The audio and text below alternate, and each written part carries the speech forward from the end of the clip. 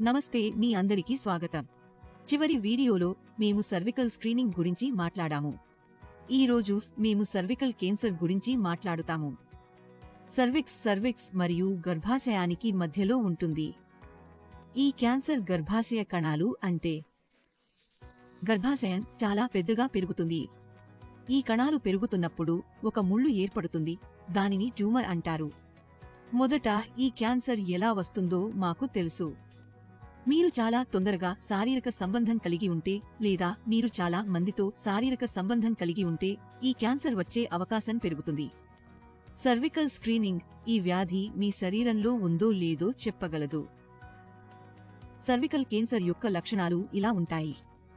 ఉదాహరణకు గర్భాశయానికి నుండి అధిక నీరు లేదా వివిధ రంగుల నీరు, కాలువలు లేకుండా గర్భాశయానికి నుండి రక్తస్రావం, కడుపు నొప్పి, శారీరక సంబంధం సమయంలో నొప్పి.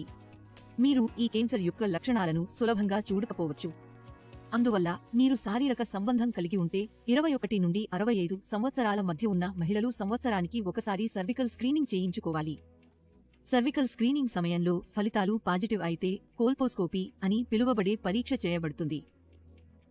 ఈ పరీక్ష మీ సర్విక్స్ను మరింత వివరంగా పరిశీలిస్తుంది. ఇది మీకు క్యాన్సర్ ఉందా లేదా లేదో చెప్పగలదు. మీ చికిత్స సర్వికల్ క్యాన్సర్ దశపై ఆధారపడి ఉంటుంది. వీరిలో ఒకరు లేదా అందరూ పూర్తయ్యారు. క్యాన్సర్ ముళ్ళు శస్త్రచికిత్స ద్వారా తొలగించబడతాయి. రేడియోథెరపీ ఇందులో ఒక రకమైన కాంతి ఉపయోగించబడుతుంది. ఇది క్యాన్సర్ కణాలను చంపుతుంది. కీమోథెరపీ ఇందులో ఒక ఇంజెక్షన్ ఇవ్వబడుతుంది. ఇది క్యాన్సర్ కణాలను త్వరగా చంపుతుంది.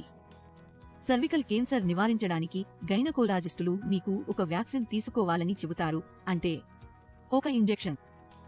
ఇది తోడు మీ సర్విక్స్ను సంవత్సరానికి ఒకసారి తనిఖీ చేయడం ముఖ్యమైనది.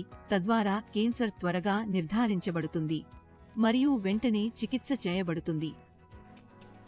ఈరోజు వీడియో నుండి సర్వైకల్ క్యాన్సర్ గురించి మీరు అర్థం చేసుకున్నారని నేను ఆశిస్తున్నాను. మరుసటి వీడియోలో కలుద్దాం. ధన్యవాదాలు.